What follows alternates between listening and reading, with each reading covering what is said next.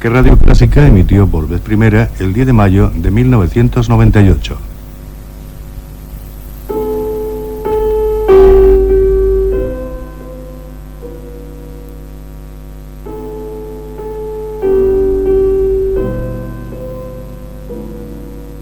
Diálogos, un espacio de José Luis García del Busto.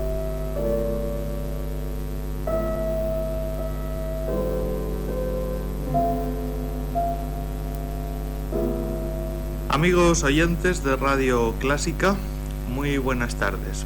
De nuevo con ustedes un domingo al caer la tarde en el espacio Diálogos, y hoy con una artista no ya importante, todos los que pasan por Diálogos lo son, sino de auténtica proyección universal, de auténtica proyección internacional. Uno de los grandes de la música española de nuestro tiempo, la cantante, la mezzosoprano Teresa Berganza. Teresa, muy buenas tardes. Buenas tardes. Muchísimas gracias por este rato. Bueno, muchas gracias por esa presentación tan hermosa. Por favor. Teresa Berganza, que nos recibe en su casa del Escorial hace unos días con respecto a cuando ustedes están oyendo esta entrevista.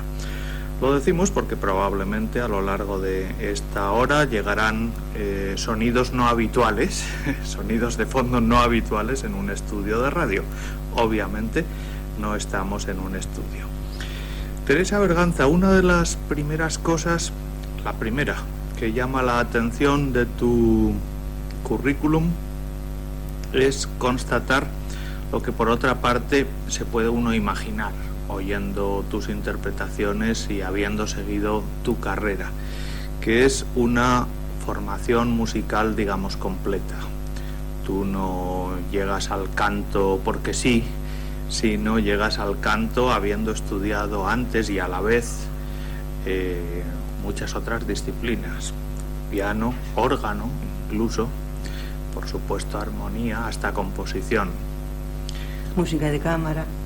Cuéntanos tus recuerdos de aquel periodo de iniciación musical y sobre todo dentro de esta formación musical general, el momento en que tú te sientes cantante, decides que lo tuyo es el canto.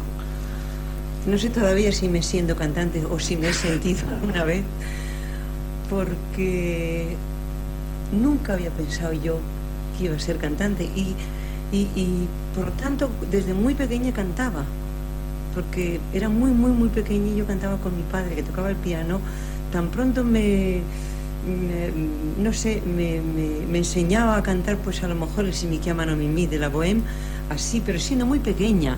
Y bueno, pues no llegando a las notas, como me hacía cantar una canción de Conchita Piquer, o luego él tocaba en el piano, pues no sé, algún Wagner que él había oído cuando estaba haciendo su servicio militar. Quiero decir, me inicié en la música, y desde el momento que yo tengo una idea, que yo llegaba con un dedo al piano y que mi padre me llevaba en la mano para tocar melodías con él, con un dedo, desde ese momento creo que yo empecé pues a amar la música y a querer la música. En cuanto podía, pues tocaba una melodía o me la inventaba la melodía. Entonces empecé a estudiar solfeo con mi padre, y mi padre me enseñó el solfeo de una forma increíble, porque tenía tan buen oído que cerraba el piano para que yo no me agarrase a los acordes del piano. Sin apoyatura, así, ¿no? Así que sin apoyarme en ningún acorde aprendí el primer año de solfeo. Como yo estaba cantando en los cantores de Madrid, y luego, primero la masa coral, cuando era pequeña. La masa coral del maestro Benedito. Sí. Ahí es cuando iba al colegio y por las tardes iba a la masa coral. y luego pasé a los cantores de Madrid.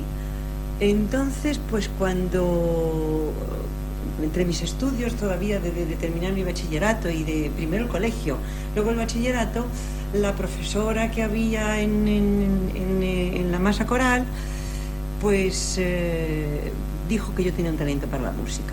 Entonces empezó también ella a enseñarme piano. Y de allí pasé al conservatorio. Bueno, ya me metí en el conservatorio, y la verdad es que en el conservatorio empecé a estudiar todo. De todo. Hice solfeo, hice... el director que había... El padre... ¿cómo se llamaría aquel primer director que había en los años 50 en el conservatorio? Otaño. Otaño. Nos daba unas clases de dictado musical en el que teníamos que él tocaba una cosa en el piano y nosotros teníamos que escribirlo. Con lo cual pues ya empezamos haciendo música de verdad. Yo hice mis 3 años de solfeo, me presenté al premio, tuve el primer premio de solfeo, luego empecé a estudiar piano, hice los 8 años de piano, mientras estudiaba piano cantaba en la masa coral, hacía mis solos en la masa coral porque decían que tenía una voz bonita. Estudié 4 años de órgano con Guridi. Guridi me oía cantar y decía que tenía una voz muy bonita, pero yo no me decidí a estudiar canto porque no creía que yo tenía una voz.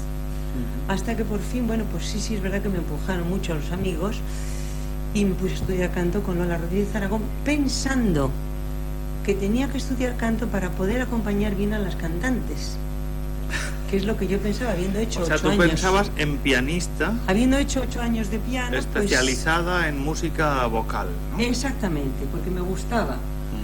Pero resulta que es que el primer día que me oyó mi maestra, pues me dijo, aquí tenemos una cantante.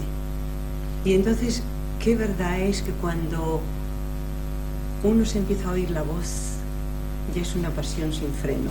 Es una especie de droga. Y ya casi terminé por los pelos el octavo de piano. Ya no quería ni estudiar piano, ni terminar piano. Porque habías visto claro que era lo tuyo, ¿no? Era aprender a cantar. Pero nunca pensando qué iba a hacer. Nunca dije el día que cante en la Scala, o el día que cante en la Ópera Divina, o el día que cante el Barbero de Sevilla. No, yo quería aprender a cantar y quería cantar bien. Sí, en realidad es coherente con el inicio que habíamos planteado de este tema, que no se trata tanto del currículum de una cantante tipo, sino el currículum de una música que se decide, opta por el canto, pero sí, después de haber seguido una formación que integral. Que decide servir a la música, pues al final servir a la música con la voz, con su propia voz, con la voz humana, ¿no? Sí, sí, sí. Bueno, en esta primera intervención en la que Teresa Berganza se ha explayado recordando sus comienzos, sus años de formación, ha habido muchísimas sugerencias ya. Una, para mí al menos, muy especial. Haber conocido, haber recibido lecciones de un músico como el maestro Guridi. Bueno, era qué hermosura, ¿no? Era increíble. ¿Cómo recuerdas al hombre, al maestro Guridi? Al hombre le recuerdo como el ser humano más tierno, más apasionado a la vez, un musicazo, bueno, grande, una casa, grande. Y un gran artista. Entonces, pues mis clases, él, bueno, pues no sé, él me quería muchísimo, él me quería mucho. A mí yo tuve la suerte de tener el órgano de la Basílica de San Francisco el Grande a mi disposición para estudiar, con lo cual era un lujo de esos increíbles. Los sábados y los domingos, pues los domingos cuando se terminaba la misa, yo después de comer me bajaba a estudiar ese órgano. Y bueno, solamente los consejos que nos daba este hombre musicales, en todos los sentidos. Claro, es que él enseñaba órgano, pero él era músico con mayúsculas. Y como yo ya el último año de órgano ya había empezado a estudiar canto, él me había oído sus canciones. Eso iba a preguntar ahora, porque sí, cualquier aficionado tiene en la memoria la versión de Teresa Berganza de las canciones castellanas, por ejemplo, sí, de Guridi, y te iba a preguntar si te las escuchó. Quiero decir que él me las escuchó y no sé si me corrigió alguna cosa, pues no sé, alguna respiración, algún legato, algún acento, porque son unas canciones que tienen, sí, verdaderamente a veces los acentos como se escribe en la música popular, al revés, con la palabra acentuada al revés, y hay veces que son así, y él los quería así. Él los quería así. Fieles al origen popular, ¿no? Fieles al origen popular, y él, no sé, cuando yo cantaba el No quiero tus avellanas, me decía, qué maravilla, yo es que esta canción la he pensado como un canto gregoriano, casi, y así la tendría que cantar todo el mundo. Él estaba encantado de cómo yo cantaba las canciones, y yo cada vez que las canto pues me acuerdo no sé, de cada consejo que me daba, de lo feliz que era oyéndomelas y bueno, de todo lo que aprendí como música con él. ¿Cómo no fue Jesús Guridi profesor de composición del Conservatorio de No Madrid? lo he entendido nunca. No lo he entendido Fue nunca, un no lo poco, sé. sin desmerecer a nadie, obviamente, pero un poco desaprovechamiento, ¿no? de, Yo creo que de sí su fue. Yo de todas personalidad. formas pienso que Guridi fue un hombre desaprovechado, sí. Sí, porque era un genio. Y era un músico con una inspiración increíble, con una fantasía. Entonces hay que ver cuando improvisaba. Yo me acuerdo cuando improvisaba en el órgano. Eso me ha contado todo aquel que lo ha oído. Federico Sopeña, por ejemplo. Cuando improvisaba en el órgano Me hablaba de ello. era algo increíble. Uno creía que aquello ya lo había él escrito hace años y estaba improvisando. Sí. Bien, el otro gran personaje, el otro gran maestro que ha mencionado Teresa Berganza, evocando sus años menos que juveniles, mozos, ha sido obviamente Lola Rodríguez de Aragón, tu primera maestra, ¿no? Maestra de canto. Y antes de Lola Rodríguez Aragón tuve también un maestro muy importante, un gran músico que fue Gerardo Gombau. Ajá. Quiero decir, con Gerardo Gombau también aprendí la música desde las raíces de la música. Con él hacíamos música de cámara y era durísimo, porque nos hacía, a mí no se me olvida nunca, un día que me puso una sinfonía de Mozart en la partitura de orquesta, Sí. y yo la tuve que pasar Para reducirlo a los Ajá. pianos a primera vista. Eso era Gerardo Gombau y así aprendíamos música. Luego él era el profesor que venía con nosotros, por ejemplo, a los conciertos de la Nacional en el Palacio de la Música, o cuando era en el Monumental, venía con nosotros, con los alumnos, para explicarnos, para hablarnos de aquella sinfonía que habíamos oído, del compositor. Bueno, tuve una suerte con unos maestros así, impresionantes. En este programa dedicamos el día en que se cumplió, hace año y pico, el 25º, el 25 aniversario de su muerte. Le dedicamos un programa charlando en grupo, unos cuantos de Sí. sus mejores discípulos. Todo el mundo que conoció a Gerardo Gombau, que disfrutó de su enseñanza, siente veneración Por él. Ahí me escribí unas canciones para mí muy bonitas, las 7 claves de Aragón. Bueno, ahora las iba a mencionar. Me adelanto. Qué maravilla. Y quería haber escrito algo más para mí, algunas canciones pequeñas también tengo. ¿No están un poco olvidadas las 7 claves de Aragón? Están olvidadas por completo, no ¿Y se por cantan qué? más que yo. Yo no las canto ahora porque cuando me las escribió, yo estaba empezando a estudiar canto y entonces mi tesitura todavía no estaba definida. Yo andaba medio soprano, Sí. medio mezzosoprano, y son unas canciones muy agudas. Y habría que cambiarlas, habría que bajarlas un poquito, porque son unas canciones muy bonitas. Son originalmente para voz y orquesta. Y orquesta, sí, ¿verdad? originales, sí. Porque yo no conozco versión con piano, supongo que la habrá, pero no Hay la una conozco. versión, pero además no es tan interesante como la versión Claro. de orquesta, sí. Claro. Pues eso habría que Habría ponerse que a moverlo, ello. sí. ¿eh?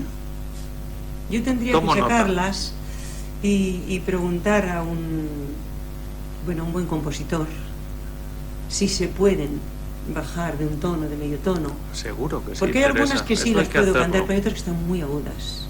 Muy agudas, sí.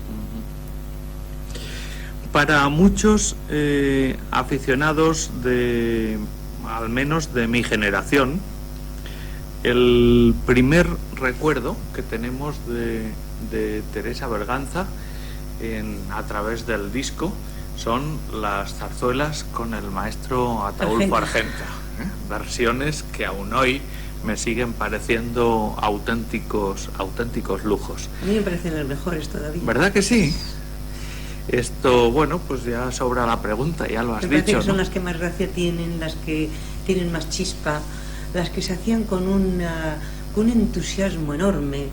Y luego yo entré allí pues haciendo papelitos pequeños y me acuerdo que un día pues se puso enferma una mezzosoprano y me llamó Ataúlfo y me dijo, tú mañana te tienes, porque él daba órdenes, claro, sobre todo a mí que debería tener pues no sé 16, 17 años, mañana tienes que empezar a cantar esta zarzuela, aprendértela.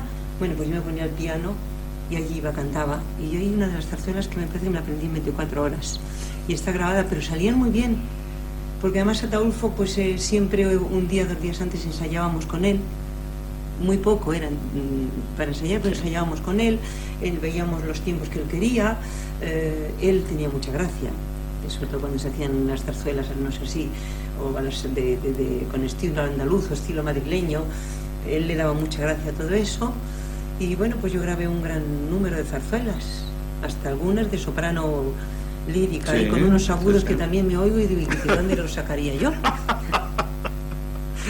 Era también una forma de ganarse la vida y de salir adelante, porque Bueno, yo no tenía otra cosa. Y de iniciar Yo tenía eso una y tenía carrera luego con proyección. Sí, y luego tenía los conciertos en los colegios mayores, en juventudes musicales, para los que canté muchísimo, y poco más. Hoy un colega de la radio, según me venía para acá, para el Escorial, me ha dicho, pregúntale a Teresa si se acuerda cuando cantó para Juventudes Musicales de Madrid en un congreso internacional, Claro, que se y hizo de ahí- aquí, Ricardo Olles. Claro, y de ahí casi salió, diríamos, mi carrera internacional. Yo canté en ese congreso, en Ramiro de Maeztu, en la sala de Ramiro de Maeztu, con Félix Lavilla. Hicimos un programa de música española, porque era para que lo oyesen todas las juventudes musicales, queríamos presentar música española. Y entonces vinieron pues todos los representantes o los presidentes de las juventudes musicales de muchísimos países del mundo. Y abrieron su agenda, ¿no? Entonces vinieron todos a verme y yo estaba empezando, yo era todavía una estudiante y estaba empezando y fue muy impresionante pues cuando vino el presidente de Canadá y me dijo que si quería ir a cantar a Canadá, y vino el de Francia y me ofreció Francia, y vino el alemán y me ofreció Alemania, y vino una señora, de repente entró una señora pues muy sofisticada, con un pelo rubio así, medio rubio, medio blanco, muy elegante, y hablándome en italiano, era la presidenta de las Juventudes Musicales Italianas, me dijo que sí, que me invitaba a hacer una tournée en Italia para las Juventudes Musicales. Y yo dije, Italia es donde tengo yo que ir. Entonces en Italia estaba Milán, estaba Perugia, estaba pues todas las bueno, había las ciudades más importantes y las menos importantes. Había sitios Era también una que gira amplia, Era ¿no? una gira amplia. Entonces me parece que me pagaban muy poco. Y yo había empezado a trabajar con Félix Lavilla. Y Félix Lavilla ya era un pianista conocido, importante, que hacía conciertos con cantantes de una cierta categoría.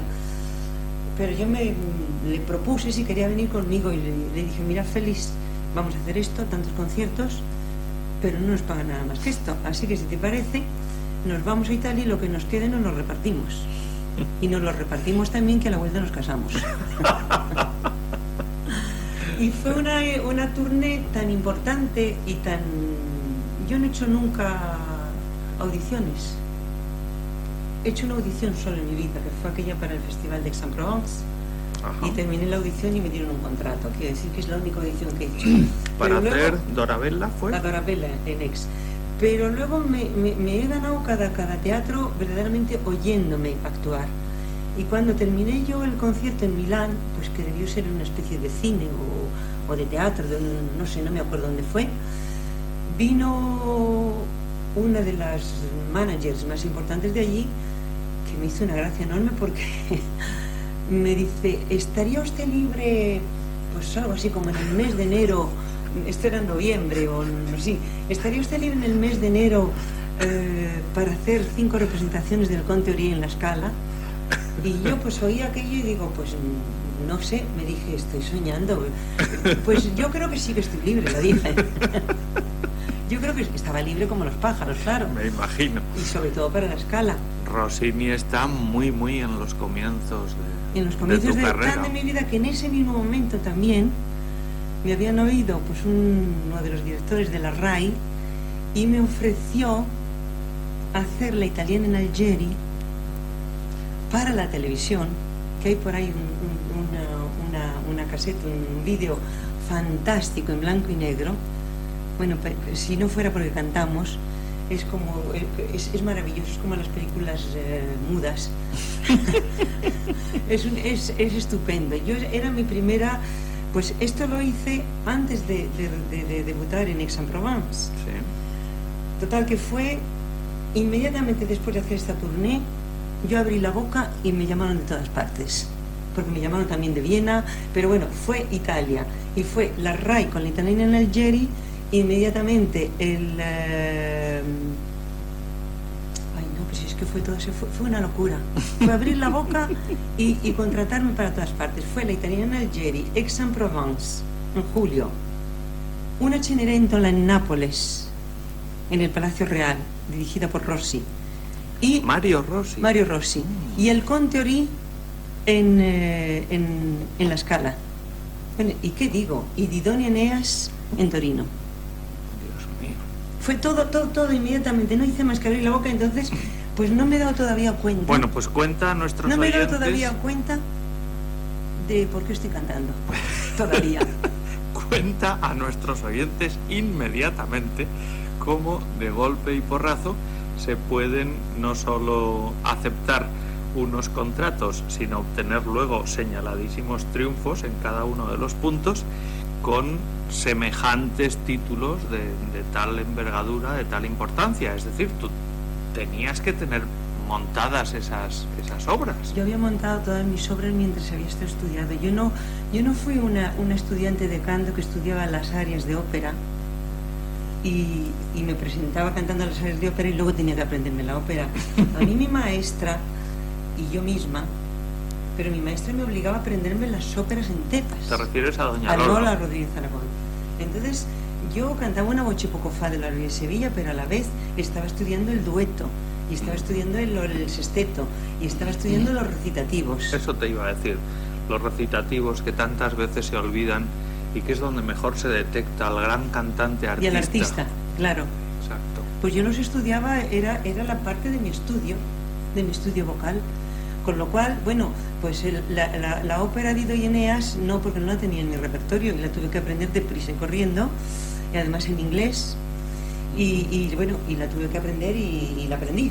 No es fea música, ¿eh? Maravillosa música. Además, bueno, esta tiene una anécdota muy divertida porque yo me casé un 30 de noviembre en Roma y el 30 de noviembre por la tarde en Torino tenía el primer ensayo de Didone Eneas con el maestro Rossi. Y cuando entré en la sala de ensayos, y muy tímida, porque no lo parece, pero yo soy una tímida, y he sido timidísima.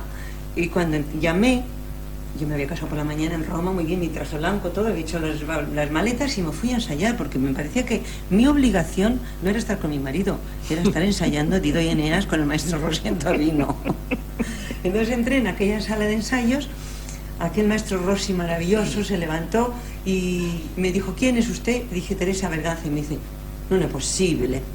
Sí, soy Teresa Berganza. Y dice, yo había oído este nombre y me imaginaba que era una mujer grande, mayor, pero si es usted una niña. Dice, además, ¿no se ha casado usted esta mañana?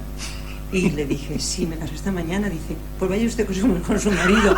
Y yo le dije, no, yo no me quiero ir con mi marido, yo quiero ensayar porque no estoy segura de la ópera.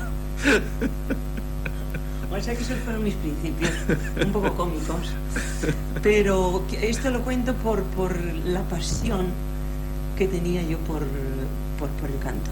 Inmediatamente, en cuanto yo oí mi voz respondió, y ya mi voz tenía una técnica, y yo sabía que era un artista, pues bueno, pues fue como una droga. El canto era lo más importante, sí.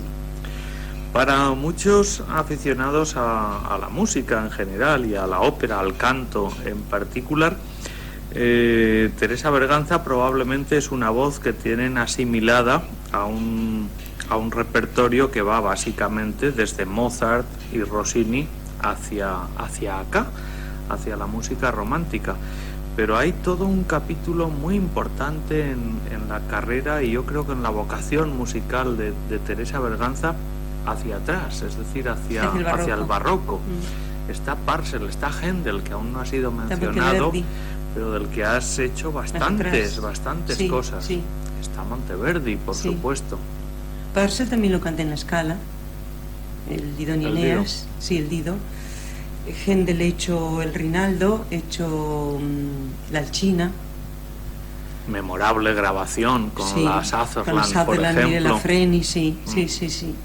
Y luego Monteverdi, pues he cantado bastantes veces l'incoronazione di Coppea. ¿Algún otro Händel has hecho? Julio César. Por lo Julio menos César arias. Le he hecho arias, sí, Arias. pero no lo he cantado porque la parte, digamos, mía, la de Giulio Cesare, es demasiado contraltada. Ya, Entonces me cansaba mucho. Y la parte de la soprano, pues era demasiado soprano. demasiado aguda. Esos son los problemas que tenemos las que somos verdaderamente mezzo sopranos. Estamos Un intermedio, en ¿no? el mezzo.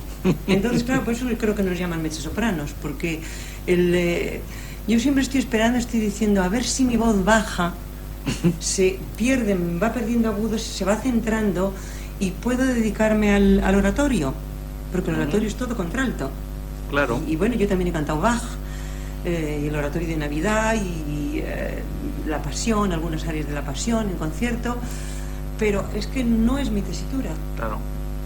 Es cierto, porque Teresa Berganza, cualquiera que tenga en mente su repertorio, su discografía, encontrará que a la vez que canta títulos comunes con Kathleen Ferrier, por ejemplo, también canta cosas que coinciden con el repertorio de Victoria de los Ángeles.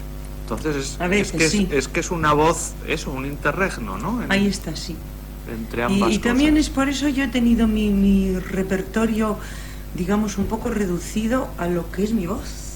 No he querido forzarla ni por arriba ni por abajo. De vez en cuando, bueno, pues en una grabación, pues he hecho las áreas de Fiordiligi. Sí. Pero lo que no he podido cantar es la ópera completa Claro. de Fiordiligi porque Tu mi papel voz ahí es no Dolabella. podía sostener la tesitura constante de la soprano. Claro.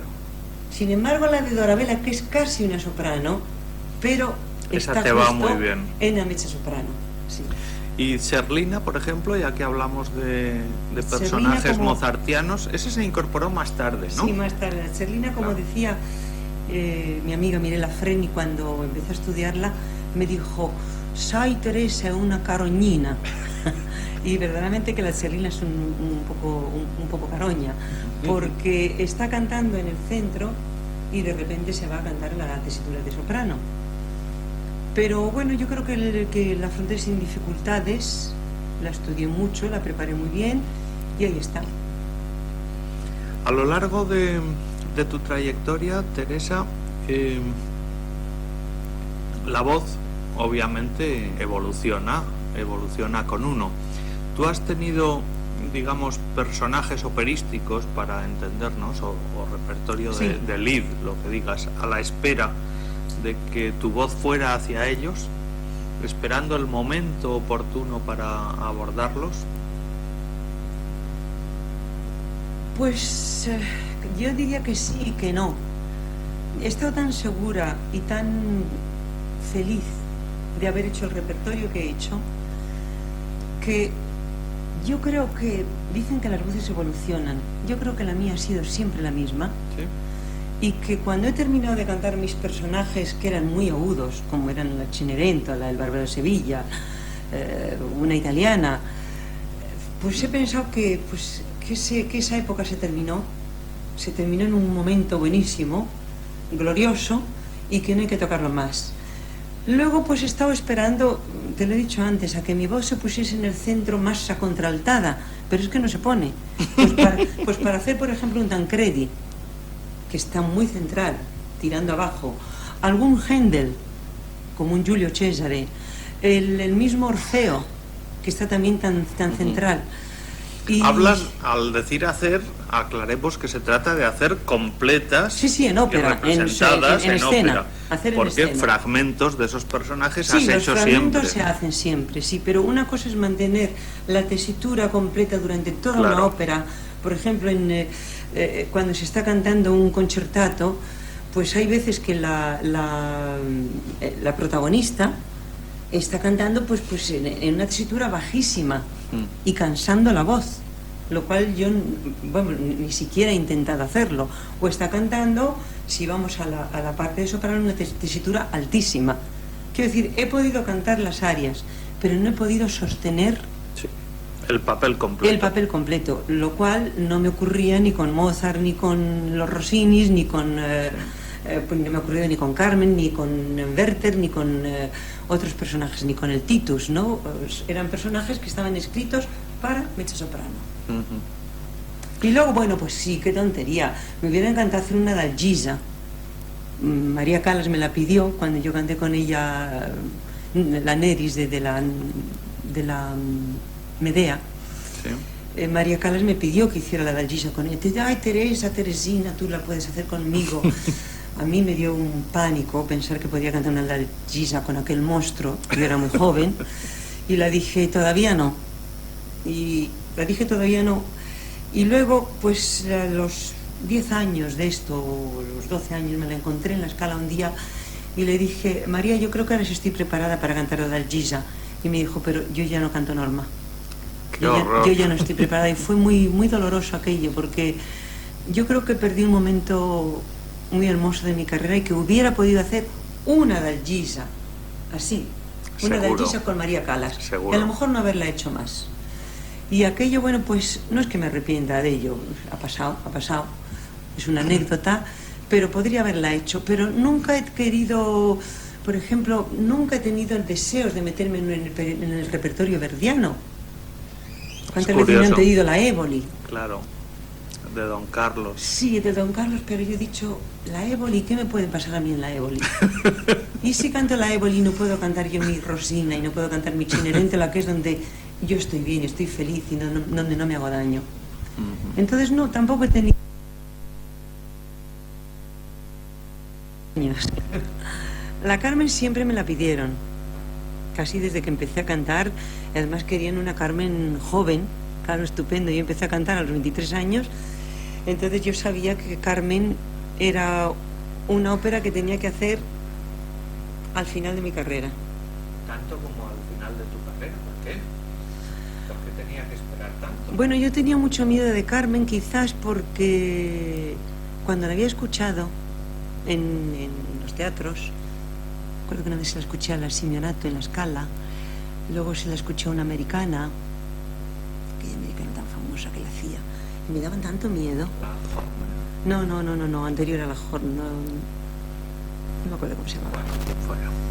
Eran unas voces tan abiertas, ¿Y por tan qué te daba miedo? rasgadas, Ya. unas voces unos personajes tan, diría que tan vulgares, que yo decía, no, yo no soy capaz de hacer una Carmen así. Entonces en el año 75 empezó Peter Diamant, entonces director de los festivales de Edimburgo, a hablarme muy seriamente de Carmen. Y en el 76, creo que fue, vino un día a verme a Londres, que yo estaba cantando pues, en Barrio de Sevilla, me parece. Vino a verme y me dijo, Teresa, ha llegado el momento de decir sí o no. Yo te voy a preparar una Carmen en el Festival de Edimburgo con quien tú quieras, pero me tienes que decir sí ya, porque si esperas más años no vas a cantar nunca Carmen. Ahora es el momento. Ahora es el momento. Bueno, pues le dije, bueno, pues sí, voy a ver la partitura.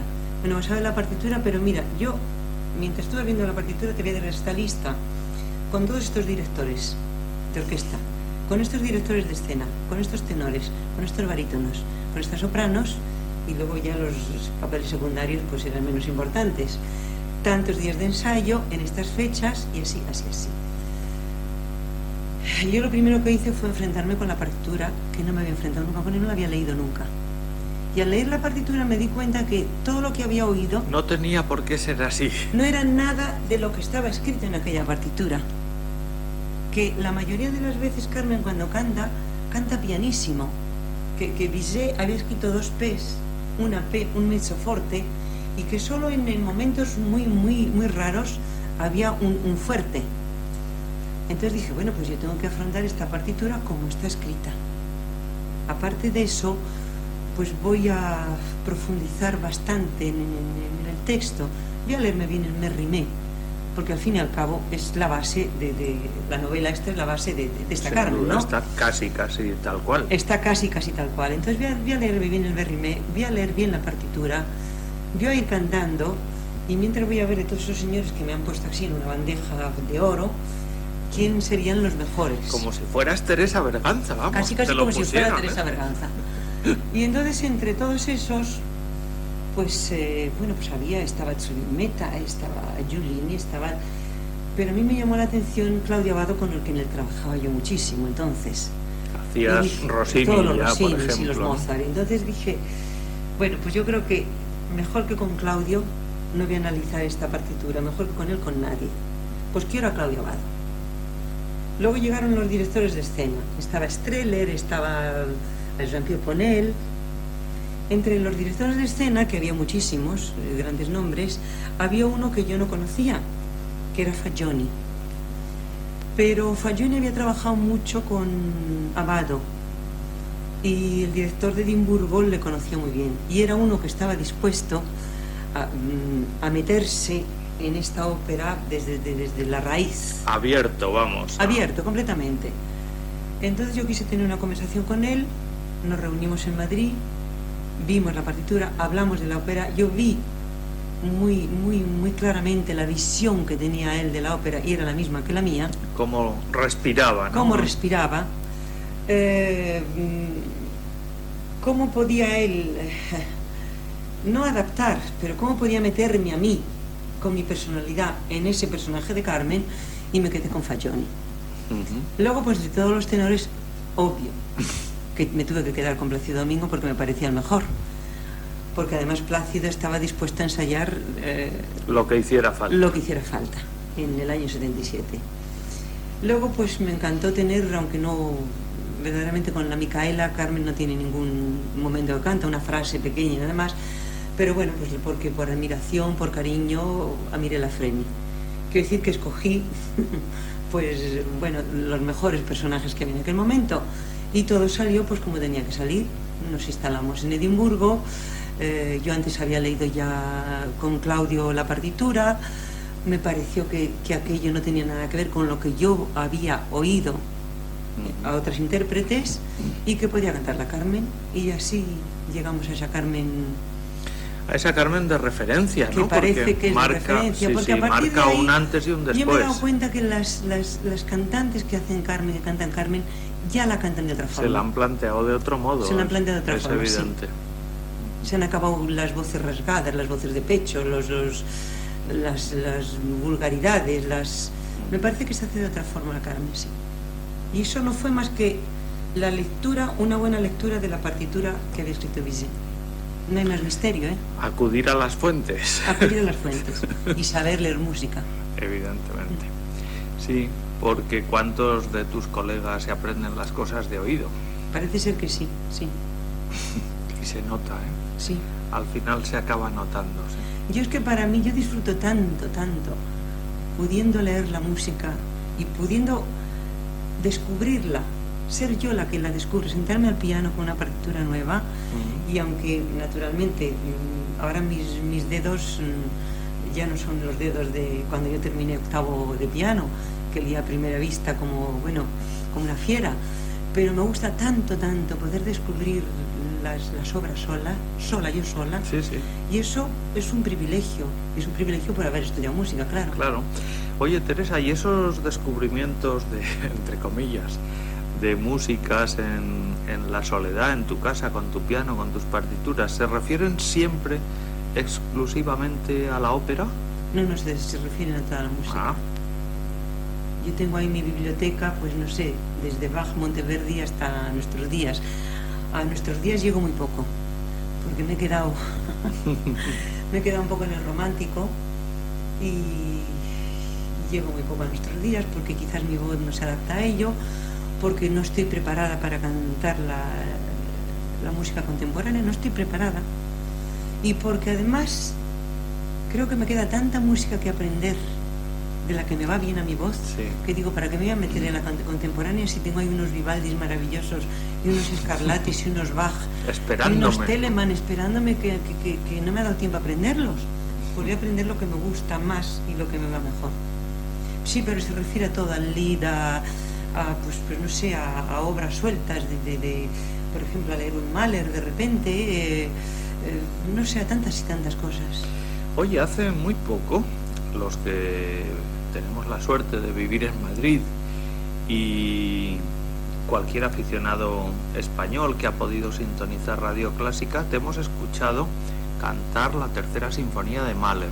¿Era primera vez? No, no era la primera vez, la había cantado yo en Francia hace unos 15 años o así. Ajá. Sí, no era la primera Pero vez. tampoco es una obra que hayas prodigado mucho, ¿no? No, no la he prodigado mucho y sobre todo nunca había cantado 3 días seguidos.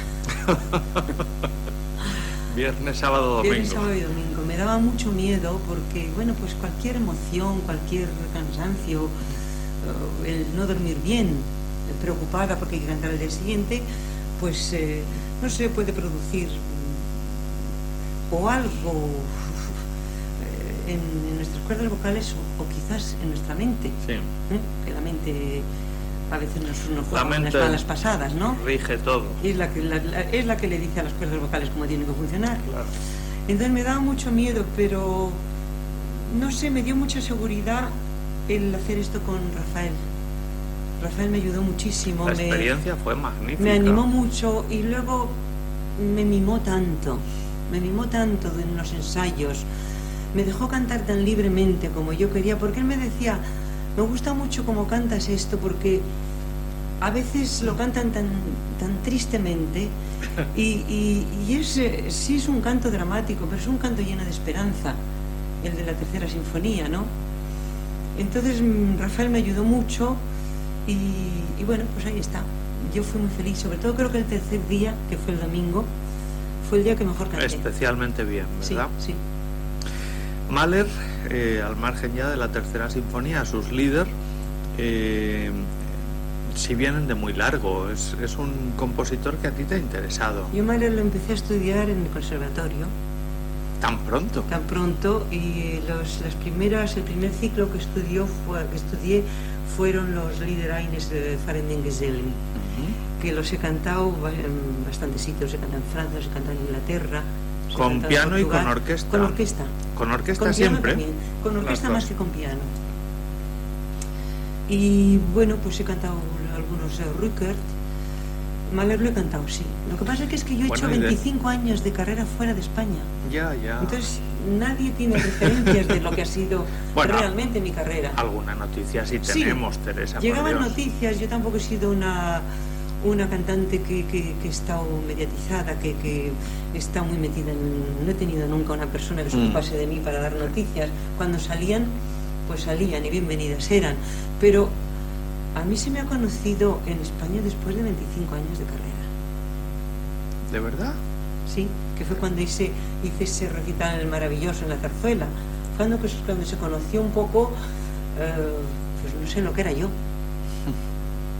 Pero no se me ha oído nunca cantar un Monteverdi, un Parcel, bueno, sí, un Händel hace pocos años, la Carmen hace pocos años, los Rossinis, pues verdad, sí. Tampoco, una Clemenza de Tito tampoco, un Così fan tutti tampoco.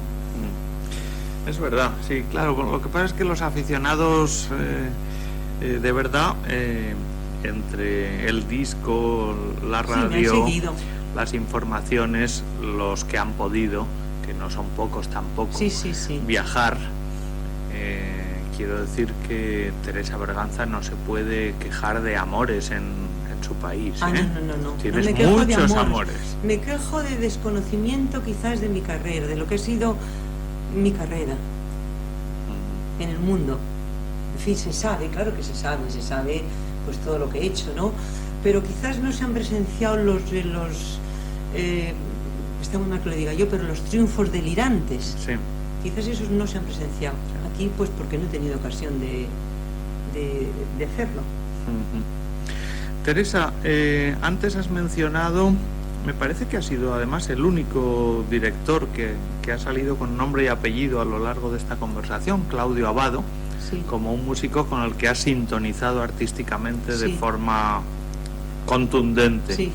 Te querría preguntar por tu experiencia musical tu relación musical con algunos otros grandísimos nombres de la dirección orquestal de nuestro tiempo, ¿no? Un Karajan, un Giulini, sí, han sido un experiencias muy buenas, un Klemperer, un Böhm. Han sido experiencias muy buenas porque estamos hablando de grandes músicos y de grandes artistas. Entonces, yo creo que la música no tiene más que un camino, el de la verdad. No se puede... los músicos, que somos músicos de verdad, vemos la música en la misma línea. Por lo tanto, yo no he tenido nunca problemas... No es difícil coincidir, ¿no? No es difícil coincidir. Yo no he tenido nunca problemas con Karajan. He tenido otros problemas, pero que estaban fuera de la música. Porque, por ejemplo, a él, pues en el momento que yo debuté en Salzburg, le molestó muchísimo que las ovaciones y las críticas y la gente gritando en aquellas representaciones fuera todo para mí, más que para él. Que era un querubino. Era el querubino, y el querubino aquel armó una revolución enorme, tan enorme que me prohibió salir a saludar sola. Ay, Dios mío. Pero bueno, aquello fue un problema pues personal, quizás de celos, de que no sé por qué los tendría que tener, porque él era el gran Karajan y que tendría que importar que a mí me aplaudiesen 5 minutos más, ¿no? O que me gritasen. Pero aquello le sentó mal, pero a la hora de hacer música con Karajan era una delicia. Era un hombre que acudía a todas las salas, a todas las pruebas de sala. Nos decía cuándo teníamos que respirar, cuándo le gustaba más legato, cuando el recitativo tenía que ir más rápido, cuando tenía que ir más lento. Y que además seguía con la batuta, escuchaba al otro. Sí, yo tuve, bueno, cuando yo canté ese querubino, lo más bonito de todo aquello es que el Boy Sapeter me lo dejaba cantar sola, él no dirigía. No dirigía. Él se cruzaba de brazos y me dejaba cantar sola, claro, con una filarmónica de Viena, y solamente su mirada, que era impresionante, daba los unos pues, de cada hacía compás. De repente así, daba marcaba un poquito, pero se cruzaba de brazos, y el Boy Sapeter era una de las emociones más grandes que yo creo que contribuía a que yo tuviese más éxito. Su actitud. Su actitud, porque la gente diría, mira, esta canta sin director. Y luego, bueno, pues con Solti ha sido también unas experiencias estupendas. Bueno, con Solti en el terreno discográfico, vamos, nunca he tenido la suerte de verte a la vez que oírte con él, pero hay un Così fan tutte con Pilar Lorengar, sí, además, sí, ¿no? Fue muy bonito. Vaya dos criaturas. Muy divertido, además, ¿sí? Muy divertido, nos divertimos muchísimo en aquel Così fan tutte, porque no era Solti, un tipo muy huraño, Solti. No. Era muy duro cuando tenía que ser duro, con quien tenía que ser duro. Sí, pero era un hombre divertidísimo. ¿Ah, sí? Divertidísimo, sí. Y yo tuve con él una amistad enorme. Me acuerdo cuando tuvo sus niñas, la primera, estuve en el bautizo, cantamos en el bautizo, me parece que cantamos Pilar y yo. En fin, había una relación muy buena, muy buena. Y él fue el que quiso hacer la primera Carmen conmigo. Pero fue tan pronto que yo le dije que no. Y Fribe, que también la quiso hacer conmigo. Y era tan pronto que también dije que no. Hasta que no me encontré bien preparada. He sido muy cabezota. Oye, y con Giulini has hecho también alguna ópera, ¿no? Con Giulini he hecho muchas óperas. Con Giulini he hecho muchísimo Rossini y también Mozart. Muchísimo. Fue casi mi primer director. Importante, sí. Con Giulini también, bueno, con Giulini la relación no es mal músico, ¿no? Era maravillosa. Lo que pasa es que como ser humano, que es un ser humano increíble, un hombre muy espiritual, pero era más difícil tener un acceso cordial, quizá, o... Sí, cordial, amistoso con él. Ya. Él siempre estaba muy en su sitio. Más distante. Era más distante, sí. A mí me estuvo llamando Signorina Berganza, que yo a lo mejor iba con unos embarazos de 8 meses, cantaba con él y me seguía llamando Signorina Berganza, pero jamás me llamó Teresa. Era un hombre muy respetuoso, sí. Y bueno, cuando hacíamos Rossini, a mí me ponía que pasaba muy malos ratos, porque los decían todos mis colegas, tienen ustedes que hacer las agilidades igual que la Signorina Berganza. Y entonces, bueno, los otros me miraban muy mal, claro. Ajá. Teresa Berganza durante toda su carrera no ha dejado de hacer recitales vocales con piano, música de concierto, live. Siempre, sí. Toda su carrera. Obviamente ha destacado siempre en cualquier parte como intérprete excelsa de la música vocal española, los Falla, los Turina, los Guridi, de quien ya hemos hablado, Monpou, pero Toldrá, pero Hay en ese apartado de tu dedicación a la canción hay una cosa que a mí me ha llamado mucho la atención siempre. Estamos en el Escorial grabando esta entrevista. Yo tuve el honor de estar en la inauguración del Coliseo Carlos III, que fue una de las ocasiones en que te he podido escuchar divinamente, increíblemente bien cantar a Mussorgsky. Sí. Un compositor que no parece así muy a la mano de una intérprete española. ¿Cómo fue? Porque oyéndote cantar esa música es evidente que la amas, que de verdad. ¿Cómo fue el encuentro de Teresa Berganza con la música vocal de Mussorgsky? Pues con un disco, Félix Lavilla y yo. Un día encontramos un disco, nos regalaron un disco donde cantaba la Dorleac con su marido Richter estas canciones. Y yo es que me enamoré verdaderamente a primera... Estas canciones son La habitación de los niños, El ¿no? cuarto de los niños, que llaman, sí. Nina Dorleac se llamaba, que era la mujer de Richter, y él la acompañaba. Y oyendo este disco de Mussorgsky, pues bueno, no sé, tanto Félix como yo nos enamoramos de esta partitura. Bueno, y fue una tarea muy dura, porque es muy fácil enamorarse de una partitura, pero luego había que aprenderse 7 canciones en ruso. En ruso. Con lo cual busqué una maestra, una profesora de ruso. Estuve estudiando las canciones en ruso, la pronunciación y las traducciones, palabra por palabra, no sé durante cuántos meses, hasta que ya las metí. Primero, claro, aprendí el texto, hasta que las metí en música, y luego resulta que estas canciones han sido una de mis caballos de batalla y las he llevado por el mundo entero, con un éxito enorme. Con razón. Que que es muy raro que una española vaya cantando Mussorgsky por el mundo. Y bueno, pues tengo la aprobación de Boris Christoph, que le encantaba como las cantaba, de algunos musicólogos rusos, que como hay un disco de ellas, he tenido unas críticas estupendas, y son unas canciones que me gustan muchísimo y que me van muy bien. Es un músico de un talento excepcional, ¿no? Sí, la capacidad psicológica de la música de Mussorgsky para expresar mundos, colores, ya sea el infantil o un zar atormentado por sus o las canciones remordimientos. de la es igual, sí.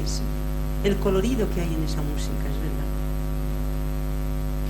Nos ha hablado Teresa Berganza de trabajo que se sobreentiende de meses, arduo. Las cosas nunca son por casualidad. No. Las cosas nunca son por casualidad. O sea que primeramente necesitaste estar absolutamente segura de la pronunciación, del significado, de cada giro verbal, de cada palabra. Absolutamente. De cada palabra era, luego de cada fraseo, de cada frase, y luego eso lo incorporé a la música. Y mientras, cuando las cantaba, ya cuando las había aprendido musicalmente, venía la profesora, porque no era lo mismo hablarlas que cantarlas. Entonces venía y me corregía. Y una vez vino, cuando ya las tenía preparadísimas para cantarlas, con 3 amigos suyos rusos, para ver quién me sacaba más faltas. Y bueno, pues me dieron... En plan impertinente. En plan muy impertinente, sí. Y a mí no me hizo mucha gracia aquello, porque fue como un examen, pero lo agradeceré siempre, porque aquellas canciones rusas, yo he ido a cantarlas, no sé, por ejemplo, pues a Helsinki, donde hay rusos, hay mucha gente que habla ruso, y al terminar de cantar el concierto han venido hablándome en ruso, convencidos de que yo hablaba el ruso pues como corrientemente, ¿no? Que mi ruso era una maravilla, sí. Es un trabajo. No llega nada por casualidad ni por suerte. Sin duda. Creo que era Andrés Segovia, que le preguntaron una vez, bueno, pero usted ha tenido mucha suerte. Y dice, bueno, un poquito de suerte y muchos años de trabajo. Y es verdad. Sí, el propio Andrés Segovia contaba con orgullo cuando en el cole a su hijo, el que tuvo ya de muy mayor, le preguntaron cuál era la profesión de su padre para rellenar la típica ficha a principio del curso, y el niño dijo estudiante, Porque siempre estaba estudiando. Claro, siempre recordaba a Andrés Segovia estudiando con 70 y tantos años de edad. Teresa Berganza, esto es lamentable para nosotros, pero ha pasado una hora ya.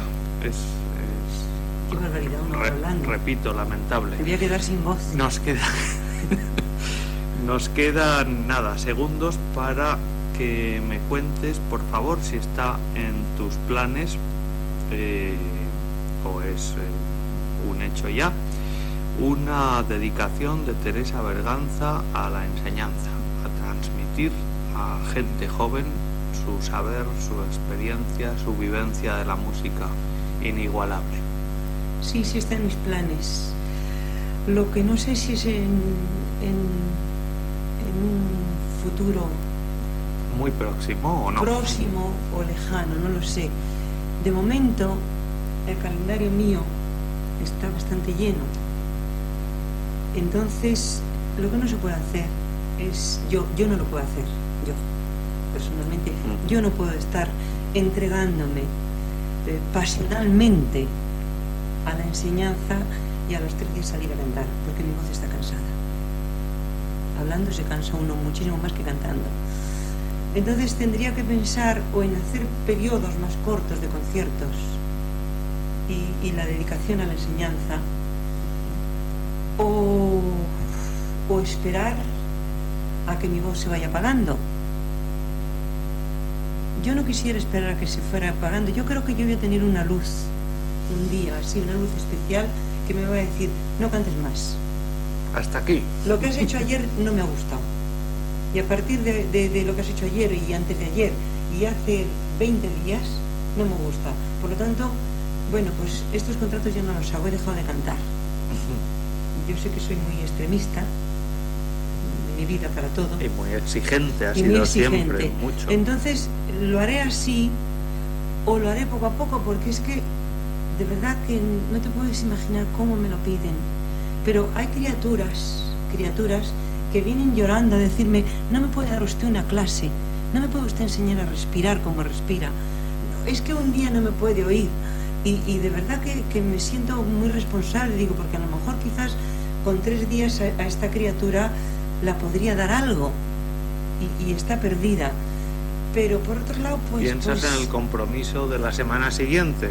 Pienso en que sé que no la va a dejar. Si es alguien que es interesante, que vale, que tiene una voz, no la voy a dejar, porque no puedo olvidar nunca el día que vino María Bayo a mi casa, hace años, 5 o 6, no me acuerdo, y me dijo, bueno, me estuvo pidiendo mucho tiempo que la oyese, y por fin encontré un momento para oírla. Y la oí y me impresionó muchísimo su voz. En cuanto la oí dije, criatura, tienes una voz. Me dijo, pero yo es que no he venido a que me diga usted qué bien canto, que bien ¿no? cantas. Vengo a que me diga todos los defectos que tengo y a que me enseñe a cantar, a que me dé las enseñanzas suyas. Entonces yo, bueno, María, claro, era una voz muy interesante y una personalidad y una trabajadora incansable que a mí me interesaba muchísimo, pero es que yo me metía en mi estudio con María y estaba 4 horas hablando y 4 horas haciéndola ejemplos, hasta que María salía ella misma, porque ella, bueno, me chupaba la sangre de una forma increíble, pero es que yo también a ella. Entonces, quiero decir, el día que me dedique a eso, yo sé que va a ser una dedicación absoluta. Si es una dedicación absoluta, tengo que dejar de cantar. Porque yo ahora mismo, pues cuando habéis llegado, estaba leyendo unas canciones nuevas, que me tienen obsesionada porque son muy difíciles. ¿De quién? Y Tomás Marco. Ajá. Muy difíciles. Y entonces, pues no sé dónde poner las respiraciones. Y las leo y las toco. Y estoy ya que hasta en el sueño las solfeo. Porque ahora estoy en el periodo de solfearlas, Sí. para poderlas meter luego en voz. Sí. Esto no lo podría hacer si yo tuviera que dar una clase esa tarde. Como hoy, mañana no me podría haber cantar después de haber estado hablando una hora al micrófono. Porque, bueno, mi voz quizás es más delicada, quizás hablo, no sé, con más pasión, me dedico más a lo que estoy haciendo en el momento. Sí. Por lo tanto, sí, claro que quiero dedicarme, quiero dar todas mis experiencias, que son muchísimas, son las experiencias... Transmitirlas a los jóvenes, porque además veo muchos jóvenes que creo que hay unas voces muy importantes ahora. Es buen momento en Que hay España. unas voces y una cantera de voces estupendas, pero creo que tienen primero mucha prisa por cantar y creo que a veces no tienen los maestros que deberían tener. Y que bueno, pues que a lo mejor no es que yo sea inefable y vaya a decir tú eres soprano y no me equivoque. Nos podemos equivocar todos los maestros, pero hay veces que se están oyendo voces que se ven que son voces muy líricas, Que están fuera y de que los están fuera de forzando sitio. fuera de sitio. Sí. Entonces eso es muy importante, y hay que dedicar muchas horas y mucho tiempo al alumno. Vamos a ver, yo creo que está próximo el que yo me dedique a esto. Está en tu horizonte, al menos. En mi horizonte está. Entonces eso es lo que pienso, pero no sé lo que voy a hacer. Lo mismo dejo de cantar y me dedico a, no sé, a marcharme a la India, a hacer yoga y aprender otras religiones. Teresa Berganza, espero y deseo que no. Teresa Berganza, que no conoce las medias tintas, no sabe hacer nada a medias, nunca lo ha hecho. Muchísimas gracias, ha sido Muchas gracias a un ti. verdadero placer, un honor estar Muchas contigo gracias. una hora. Gracias.